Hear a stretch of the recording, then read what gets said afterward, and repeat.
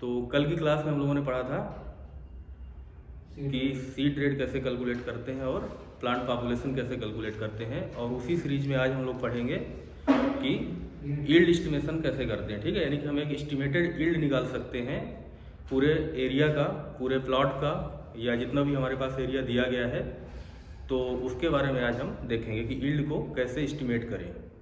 ठीक है, तो सबसे पहले हमें ये जानना चाहिए यहाँ पे कि यील्ड एस्टिमेट करने के लिए हमारे पास क्या होने चाहिए, यील्ड एट्रीब्यूट्स होने चाहिए। यानी कि यील्ड एट्रीब्यूट्स पता होने चाहिए हमें कि कौन कौन सी, यील्ड एट्रीब्यूट का मतलब ये होता है कि कौन कौन से चीज़ें हैं या कौन कौन से फैक्टर्स हैं जो यील्ड में कंट्रीब्यूट करते हैं प्लांट के। कोई भी प्लांट है जैसे, तो उसके यील्ड में कुछ चीज़ें क्या होती है, कंट्रीब्यूट करती हैं।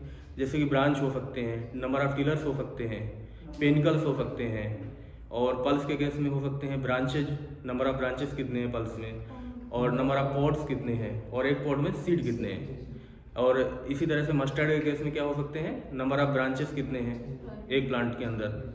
इसके बाद नंबर ऑफ प्राइमरी ब्रांचेस कितने हैं, ठीक, नंबर ऑफ सेकेंडरी ब्रांचेस कितने हैं, नंबर ऑफ सिलिगुआ पर ब्रांच कितने हैं, ठीक, और नंबर ऑफ सीड पर सिलिगुआ कितने हैं।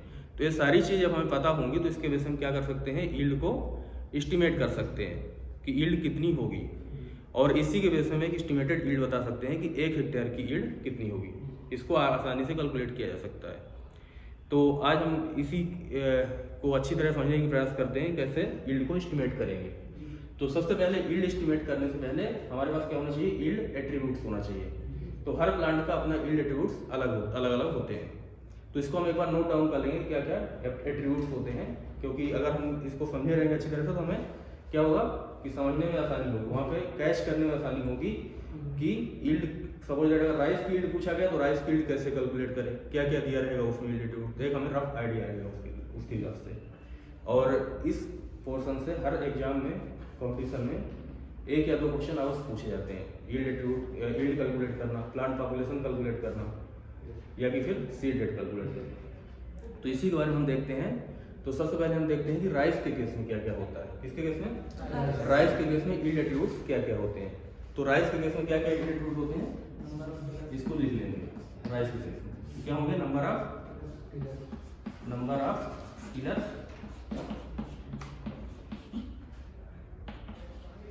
पर प्लांट, यानी कि एक प्लांट में कितने टिलर्स हैं। अगर नंबर ऑफ टिलर्स ज्यादा होंगे तो यील्ड क्या होगी, ज्यादा होगी। नंबर ऑफ टिलर्स कम होंगे तो यील्ड क्या होगी, कम होगी। फिर और क्या देखेंगे इसके अंदर, नंबर ऑफ पेनिकल। पेनिकल क्या होता है, इनफ्लोरेसेंस ऑफ राइस, या कि जो राइस की बाली होती है उसे हम क्या कहते हैं, पेनिकल कहते हैं। तो नंबर ऑफ पेनिकल अगर ज्यादा होंगे, और नंबर ऑफ पेनिकल तभी ज्यादा होंगे जब नंबर ऑफ इफेक्टिव टिलर्स ज्यादा होंगे। तो इसके साथ ही क्या देख लेते हैं, नंबर, या कि और नंबर ऑफ इफेक्टिव टिलर्स।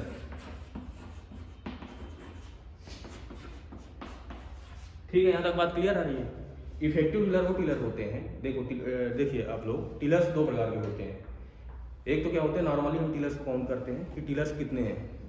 तो टिलर्स हो सकता है कि 12 हो जाए, या 13 हो जाए, या 10 हो जाए। लेकिन इफेक्टिव टिलर्स क्या होते हैं, इफेक्टिव टिलर ऐसे टिलर्स होते हैं, वो टिलर्स कहलाते हैं जो कि जिनमें क्या आता है, पेनिकल्स आता है। ठीक, तो कुछ टिलर्स ऐसे होते हैं जिनमें पेनिकल्स नहीं आता, जो डैमेज हो जाते हैं किसी कारण बस, तो इफेक्टिव टिलर्स की कैटेगरी में नहीं आएंगे। बात क्लियर है। तो नंबर ऑफ इफेक्टिव टिलर का मतलब होता है कि नंबर ऑफ पेनिकल कितने हैं, जितने इफेक्टिव टिलर्स होंगे उतने क्या होंगे, नंबर ऑफ पेनिकल्स होंगे। इसके बाद आगे और क्या देखते हैं इसमें, नंबर ऑफ सीड, या कि ग्रेन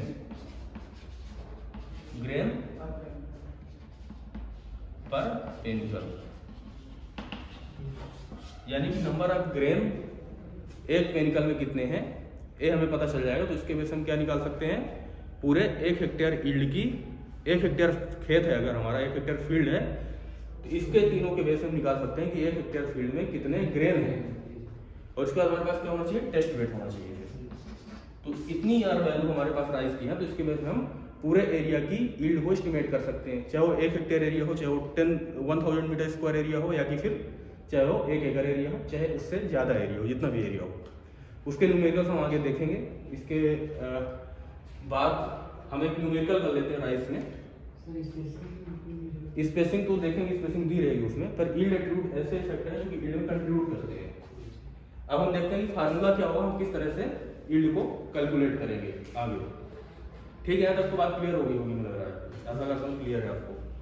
इसको नोट डाउन कर लिए? चलो इसको मैं रफ करता हूँ मैं एक बार।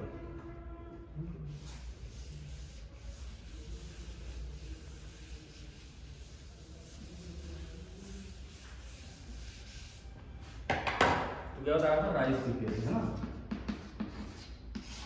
तो राइस केस से पहले क्या पता होना चाहिए हमारे पास, क्या होना चाहिए, number of tillers, effective tillers या नंबर ऑफ पेनिकल्स। तो सबसे पहले तो हमें देखना है, इसका फार्मूला हम बनाते हैं कि कैसे कैलकुलेट करें। तो यील्ड निकालने के लिए क्या करेंगे, हम यील्ड को निकालेंगे किसमें, किलोग्राम पर हेक्टेयर में। फिर क्विंटल निकालने के लिए हम आगे बताएंगे क्विंटल में कैसे निकालेंगे। एक बार देखेंगे फिर क्विंटल पर हेक्टेयर में। ठीक, तो सबसे पहले हमारे पास क्या होना चाहिए, एरिया होगा। क्या होगा, एरिया किस में दिया रहेगा, मीटर स्क्वायर में। यानी कि अगर एरिया किसी भी यूनिट में दिया होगा, चाहे वो हेक्टेयर में दिया हो, चाहे एकड़ में दिया हो, उसको हम किस में कन्वर्ट करेंगे, मीटर स्क्वायर में। तो एरिया किस में लिखना है, मीटर स्क्वायर में लिखना है। और डिवाइड बाई क्या करना है, स्पेसिंग, प्लांट स्पेसिंग से। तो जैसे हम स्पेसिंग से करेंगे, यानी कि plant to plant and row to row spacing दी रहेगी, तो स्पेसिंग से करेंगे। किससे करेंगे, स्पेसिंग, यानी कि प्लांट एंड रो स्पेसिंग। ठीक, किस में स्पेसिंग किस में दी रहती है, सेंटीमीटर में। स्पेसिंग अक्सर किस में दी रहती है, सेंटीमीटर में रहती है। उसको हम किस में कन्वर्ट करेंगे, मीटर में, क्योंकि कोई भी क्वेश्चन सॉल्व करने से पहले हमें यूनिट सेम करना होता है। तो इसको हम किस में करेंगे, सेंटीमीटर को मीटर में। तो इसको ऊपर मल्टीप्लाई करेंगे 100 इंटू 100। अब यहाँ 2 बार 100 क्यों हुआ है, क्योंकि एक तो प्लांट टू प्लांट स्पेसिंग और दूसरा क्या रहेगा, रो टू रो स्पेसिंग। दोनों ही सेंटीमीटर रहेगा, इसलिए हमने क्या किया, दोनों को मीटर में चेंज किया। तो उसके लिए क्या लिखा हमने, 100। यहाँ तक कॉन्सेप्ट क्लियर है। नेक्स्ट क्या करते हैं आगे, फिर क्या होगा हमारे पास, नंबर ऑफ टिलर्स। एक प्लांट में कितने टिलर्स हैं ये निकल के आएगा। तो नंबर ऑफ टिलर्स हम यहाँ पे फिर नोट डाउन कर लेंगे, नंबर ऑफ टिलर्स पर हिल।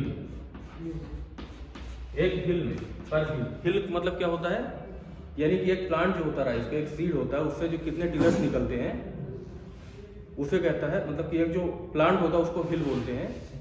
और उस हिल में बहुत सारे टिलर्स होते हैं, 10 से या 12 टिलर्स हो सकते हैं, 8 टिलर्स हो सकते हैं। ठीक, अलग अलग टाइप के टिलर्स होते हैं।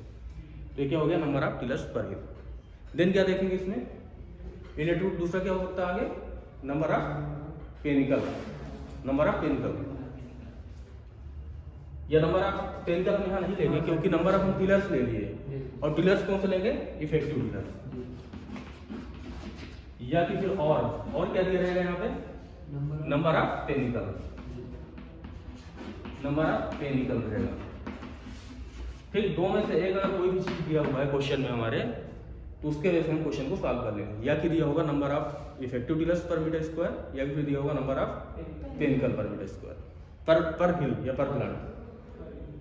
देन क्या दिया रहेगा क्वेश्चन में, या क्या आ सकता है, अगला इंडिकेटर क्या होता है, field grain, number of field grain per panicle. या तो थोड़ा जगह कम है, नीचे हम इसको लिख देते हैं, इनटू नंबर ऑफ, एक मिनट,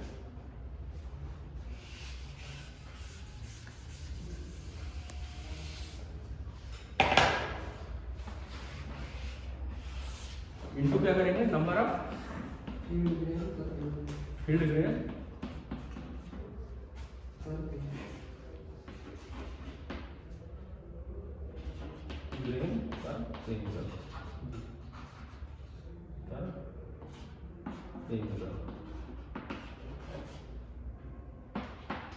ठीक, number of field grain per panicle इसके बाद लिख लेंगे। तो ये सभी हमारे एल्टीट्यूड क्या किया हमने, मल्टीप्लाई कर दिया। देन क्या होगा आगे, इससे हमारा निकल आ गया कि नंबर ऑफ सीड्स कितने हैं 1 हेक्टेयर में। यहाँ तक बात क्लियर होगी। एक कॉन्सेप्ट के थ्रू मैं बता रहा हूँ, फार्मूला रटना हो तो फिर तो डायरेक्ट फार्मूला लिख देता, ठीक है। तो इसमें क्या होगा तुम्हारा कि अब यहाँ पे हमारा क्या आ गया, number of seed per given area, 1 hectare area दे सकता है या जितना भी एरिया है, इसको मल्टीप्लाई किससे करते हैं, टेस्ट बेड से, मल्टीप्लाइड बाई, एक्चुअली मेरा स्पेस कम हो रहा है यहाँ पे, इंटू टेस्ट वेट। क्या होगा, टेस्ट वेट होगा। टेस्ट वेट दिया रहता है ग्राम में, ठीक। और टेस्ट वेट क्या होता है, 1000 दानों का वजन है।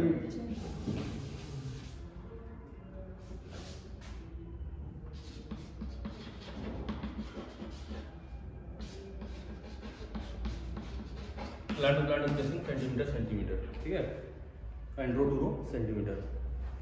तो क्या दिया रहेगा, टेस्ट वेट दिया रहेगा। तो टेस्ट वेट हम क्या करेंगे, उसको यहाँ पे नोट डाउन करेंगे ऊपर। टेस्ट वेट जो होता है 1000 दानों का वजन होता है, तो हम इसको किससे डिवाइड करेंगे, नीचे 1000 से, ठीक। जब हमने 1000 से डिवाइड कर दिया इतनी वैल्यू को, तो एक किस में आ गई, यील्ड ग्राम में आ गई, ठीक है। ग्राम में यील्ड यहाँ से इतने में निकल के आ जाएगी। देन क्या होगा आगे, जब इसको हम दोबारा 1000 से मल्टीप्लाई कर देंगे तो यील्ड किस में आ गई, किलोग्राम पर हेक्टेयर में।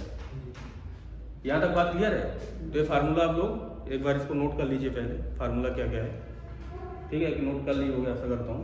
आगे हम बढ़ते हैं अब एक न्यूमेरिकल के साथ। तो एक क्वेश्चन सॉल्व करेंगे, अब लिखिए question.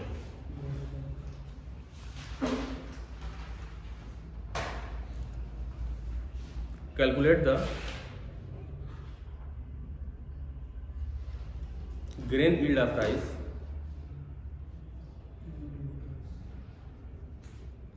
in kilogram per hectare,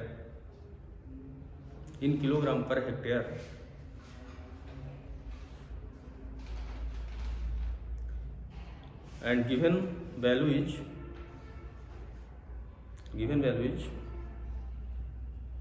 test weight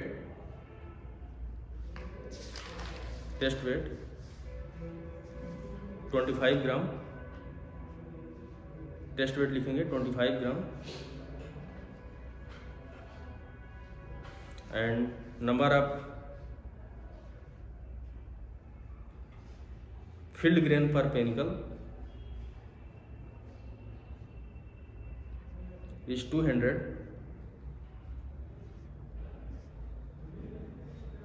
and number of panicle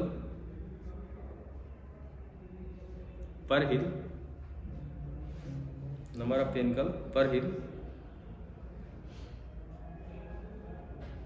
is 8। यानी कि नंबर ऑफ पेनिकल कितने हैं, 8 हैं, and number of grain per panicle कितने हैं, 200 से, एंड टेस्ट वेट कितना दिया गया था, 25 ग्राम। इसके बेस में हमें यील्ड को कैलकुलेट करना है राइस की, एंड एरिया 1 हेक्टेयर है, किलोग्राम पर हेक्टेयर में, तो एरिया 1 हेक्टेयर है। तो इस चीज़ का जरूर ध्यान रखना है कि एरिया को हम किसमें कन्वर्ट करेंगे, मीटर स्क्वायर में। तो 1 hectare equal to 1 hectare equal to 10,000 metre square. तो यहाँ जो वैल्यू आएगी 10,000 आ जाएगी। एंड स्पेसिंग इज लिखा है, स्पेसिंग नहीं लिखा ना, तो स्पेसिंग इज आल्सो लिखो, spacing is 20 centimetre into 20 centimetre. तो 4 वैल्यू दी गई है। क्या क्या वैल्यू दी गई हैं, एक तो टेस्ट वेट दिया गया है जो कि कितना है 25 ग्राम। सेकंड क्या दिया गया है, number of field grain per panicle जो कितने हैं 200। देन क्या दिया गया है, नंबर ऑफ पेनिकल पर हिल 8 है, एंड स्पेसिंग कितनी की गई है 20 centimetre plant to plant to 20 centimetre row to row spacing. यहाँ तक बात क्लियर है। तो इसको आप सॉल्व करिए थोड़ा सा, फिर हम सॉल्व करके देखते हैं क्या आंसर आता है।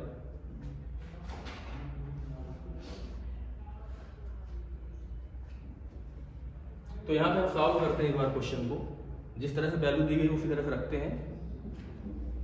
तो नंबर ऑफ क्या दिया गया है, फील्ड ग्रेन कितने हैं, पहले तो एरिया देखते हैं, एरिया इसको एक बार रफ कर देते हैं पूरा।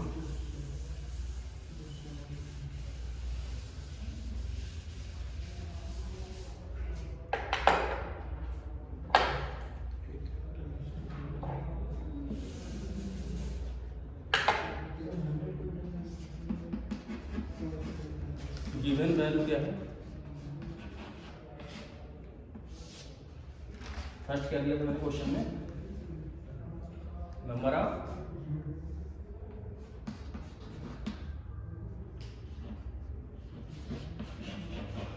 ग्रेन पर केमिकल,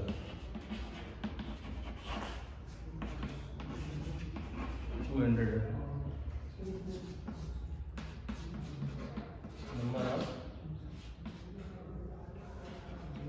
केमिकल पर हिल कितने हैं? नंबर ऑफ केमिकल 8 है। तीसरी वैल्यू क्या थी? नंबर ऑफ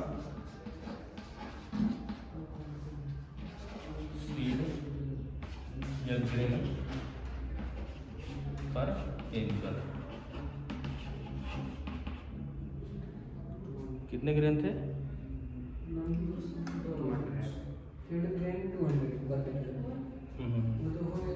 अच्छा ऊपर लिख दिया उसको, टेस्ट वेट दिया हुआ है।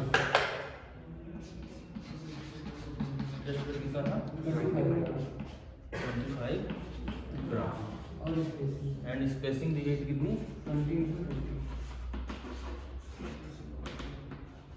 20 into 20 सेंटीमीटर।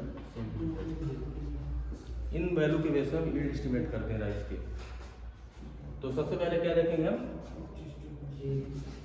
यील्ड कितना निकालना है? किलोग्राम पर हेक्टेयर में। सबसे पहले हमें क्या देखा? एरिया। एरिया कितना दिया गया? 1 हेक्टेयर है, तो 1 हेक्टेयर मीन्स 10,000 मीटर स्क्वायर। तो कितना हो गया? 10,000 metre square. Divide by spacing करेंगे, बता रहे स्पेसिंग। स्पेसिंग कितनी दी गई है? 20 to 20 सेंटीमीटर, यानी कि 20 into 20। और यहाँ ऊपर क्या करते हैं? 100 into 100। क्यों किया 100 into 100? क्योंकि इसको मीटर में चेंज किया, छोटी बेसिक वैल्यू। देन हम क्या ले लेंगे?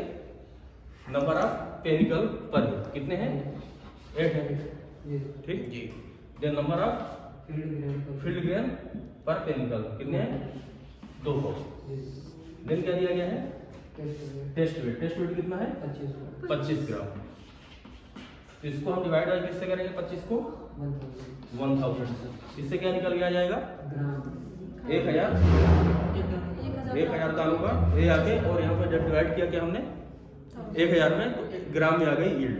अब इसको हमको किस में निकालना है? किलोग्राम में। एक और हम क्या करेंगे? यहाँ पे 1000 ले लेंगे।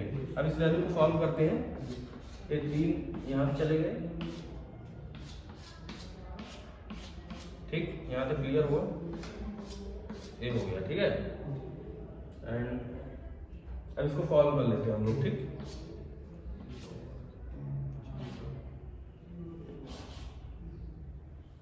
ठीक है,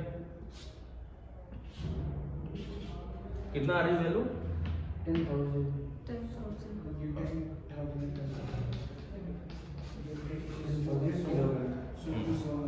22 ग्राम 4, 100, ठीक है। 100 किसमें आ गया? किलोग्राम पर हेक्टेयर में आ गया। अब इसको हमको किस में चेंज करना? समझ जाए, क्विंटल में चेंज करना है। अगर इसको क्विंटल में चेंज करना है तो क्या करेंगे? किसी भी चीज को क्विंटल में चेंज करने के लिए क्या करते हैं? किलोग्राम पर क्विंटल में करना है तो क्या करेंगे? Quintal equal to kilogram divide by 100। तो हम क्या करेंगे?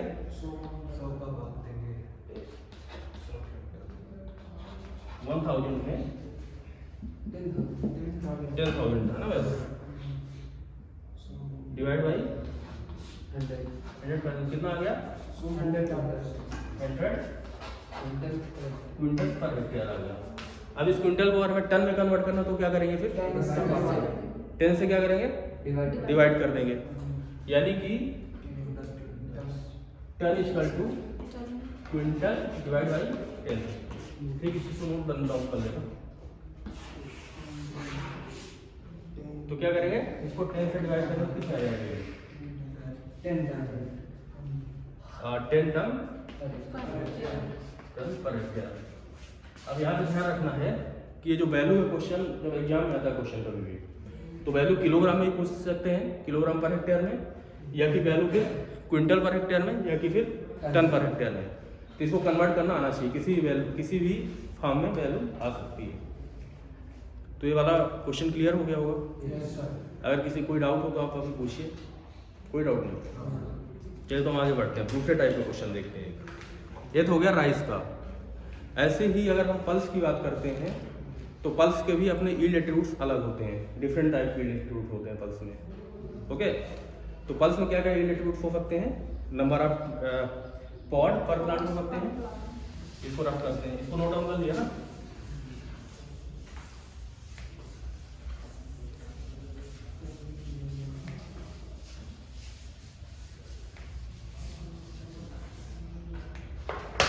इन केस ऑफ पल्स, ठीक है, ठीक है।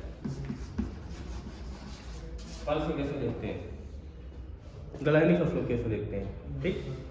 तो पल्स के में यील्ड एट्रीब्यूट्स क्या क्या होते हैं?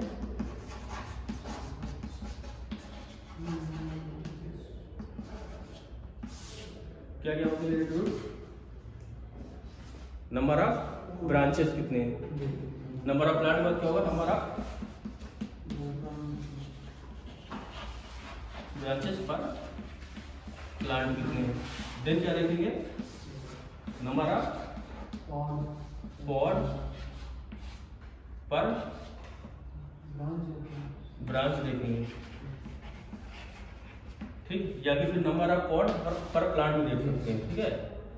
पॉड पर प्लांट भी हम काउंट कर सकते हैं, ठीक। और क्या हो सकते हैं एट्रीब्यूट्स? नंबर ऑफ ग्रेन पर पॉड, नंबर ऑफ ग्रेन पर पॉड, नंबर ऑफ ग्रेन पर पॉड, ठीक। यहाँ तक क्लियर है। अब इन्हीं के बेस में पूरे पल्स की यील्ड को कैलकुलेट कर सकते हैं, इस यील्ड एट्रीब्यूट के बेस में। इसमें दिया रहेगा test weight, spacing and area. ये चीज़ हमारी दी रहेगी क्वेश्चन में, हमें टेस्ट वेट पता होगा तो हम टेस्ट वेट को क्या कर सकते हैं, टेस्ट वेट हम इसका ले सकते हैं कि 1000 दानों को वजन लेकर, और इसके बाद हम यील्ड को कैलकुलेट कर सकते हैं पूरे एरिया की, जितनी भी एरिया दिया गया, चाहे वो 1 हेक्टेयर हो, चाहे 4000 मीटर स्क्वायर हो, चाहे एक छोटा सा एक्सपेरिमेंटल प्लाट हो, जो कि 10 मीटर का हो सकता है, 12 मीटर का हो सकता है, 20 मीटर स्क्वायर का हो सकता है ना, किसी तरह का प्लांट हो सकता है। तो अब इसको हम सॉल्व करते हैं, क्वेश्चन लिखते हैं पहले। तो आप लोग एक क्वेश्चन नोट डाउन करिए, इसको सॉल्व करिए।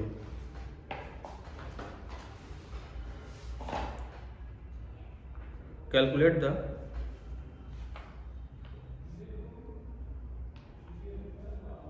expected yield of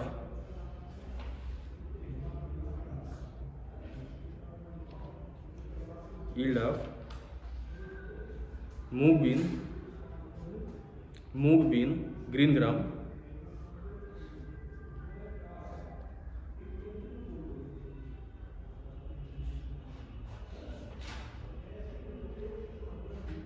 from the following observation,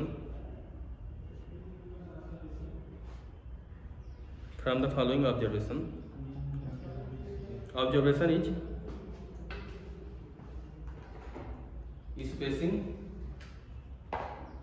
is spacing green gram के क्या निकालना है, यील्ड। ओके, स्पेसिंग कितनी दी गई हमारी, 30/10।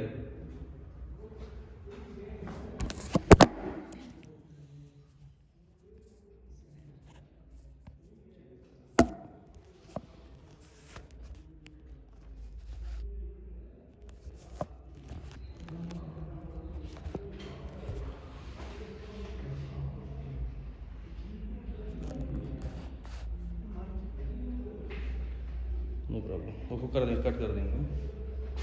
स्पेसिंग कितनी है, 30 स्पेसिंग है 30/10, यानी कि 30 सेंटीमीटर में होगा, एंड ये क्या होगा, सेंटीमीटर में होगा। यहाँ तक क्लियर है, किसी कोई डाउट है? कोई बात नहीं है, ठीक। 30/10 है, ओके। देन आगे हम क्या देखते हैं, इसमें दूसरा ऑब्जर्वेशन क्या है, number of pod per plant. इसको लिख लो, number of pod per plant 20, number of seed per pod 10 and 1000 seed weight is 30 gram. 1000 seed weight यानी कि टेस्ट वेट। एक बार और क्वेश्चन नोट करेंगे, कैलकुलेट करना हमें यील्ड किसकी, मूंग बीन की। एरिया कितना है 1 हेक्टेयर, एरिया है 1 हेक्टेयर, स्पेसिंग है 30 into 10 centimetre and number of pot पर प्लांट है 20, नंबर ऑफ सीड पर पॉट 10 यानी कि एक पॉट के अंदर 10 सीड है एंड टेस्ट वेट है 30। टेस्ट वेट मीन्स 1000 ग्रेन का वेट। तो इसके वजह से हमें यील्ड को कैलकुलेट करना है, ठीक है। तो इसको हम सॉल्व करते हैं।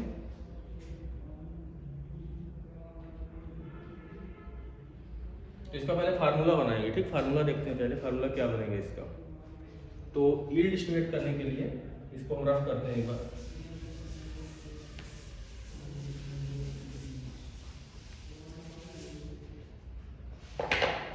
Yield equal to area divide by spacing जो कि सेंटीमीटर इंटू सेंटीमीटर होगी इंटू 100 क्योंकि सेंटीमीटर को हमने किसमें कन्वर्ट किया, मीटर। एरिया कितना रहेगा, मीटर स्क्वायर में रहेगा, ठीक है। फिर क्वेश्चन में क्या दिया था, स्पेसिंग दिया था, फिर देन क्या, नंबर ऑफ पॉट पर प्लांट। हम क्या देखेंगे, number of plant, sorry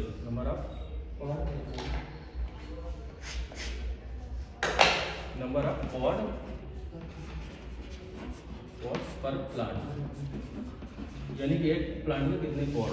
into क्या करेंगे, नंबर ऑफ सीड पर पॉट, नंबर ऑफ सीड पर पॉट इंटू करेंगे हम टेस्ट वेट और इसको डिवाइड बाई करेंगे किससे, into test weight divide by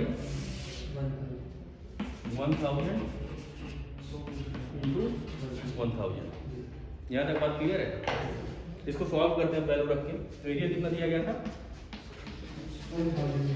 10,000 metre square. Spacing कितनी दी गई थी 30 टू 10 यानी ऊपर 100 इंटू 100 करेंगे, ठीक। देन नंबर ऑफ पॉड कितने थे 20 थे।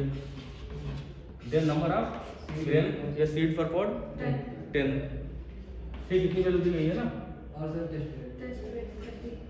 एंड टेस्ट वेट कितना है 30 ग्राम इंटू 30 ग्राम है टेस्ट वेट। तो इसको क्या करेंगे 1000 से हम डिवाइड करेंगे क्योंकि 1000 सीड का वेट होता है टेस्ट वेट। एंड 10 केजी के लिए हमें पूछा है तो कितना करेंगे 1000 करेंगे। यहाँ तक कोई भी डाउट हो तो बताओ। इसको जैसे सॉल्व करेंगे तो यील्ड किस में आ जाएगी किलोग्राम पर हेक्टेयर। एक बार सॉल्व करके देखते हैं। एक कैंसिल हो जाएगा यहाँ से 3 0, देन 3 0 यहाँ से कैंसिल हो जाएंगे, देन 2 0 यहाँ से कैंसिल हो जाएंगे, ठीक। 3 से 3 कैंसिल हो जाएगा, ठीक है। तो कितना आ जाएगा 2000 यानी कि 2000 पर हेक्टेयर। ये आ जाएगा आंसर। इसको अगर हम क्विंटल में निकालना चाहें तो क्या करेंगे डिवाइड करेंगे 100 से। तो क्विंटल कितना आ जाएगा 20 क्विंटल पर हेक्टेयर। टन कितना आ जाएगा 2 टन पर हेक्टेयर। कोई डाउट, नो डाउट। तो एक हमारा दूसरा न्यूमेरिकल हो गया पल्स के ऊपर, ठीक है। तो पल्स की हमने यील्ड कैलकुलेट कर ली और इसमें किसी कोई डाउट नहीं होगा, मुझे ऐसा लगता है, जितना हमने बता दिया है। अब मस्टर्ड का आज ही देखेंगे कल देखेंगे, बताओ। कल देखते हैं मस्टर्ड का, है ना। क्योंकि मस्टर्ड की देखना मस्टर्ड का थोड़ा अलग टाइप का रहेगा। उसमें जो यील्ड एट्रीब्यूट्स होते हैं मस्टर्ड के क्या क्या होते हैं, नंबर ऑफ ब्रांचेस, उसमें number of primary and secondary branch भी कैलकुलेट कर सकते हैं अगर क्वेश्चन में दिया है तो। देन नंबर ऑफ सिलिबुआ, जो मस्टर्ड का पॉड होता है, मस्टर्ड का जो पॉड होता है उसको क्या बोलते हैं, सिलिबुआ बोलते हैं, ठीक। तो नंबर ऑफ सिलिबुआ कितने हैं एक ब्रांच में। और क्या देखेंगे, नंबर ऑफ ग्रेन पर सिलिबुआ। और इसके बाद टेस्ट वेट दिया रहेगा तो उसके बेस में हम मस्टर्ड की भी यील्ड कैलकुलेट कर सकते हैं, ठीक है। तो आज के लिए इतना सफिशिएंट है और फिर बाकी हम कल देखते हैं, ठीक है।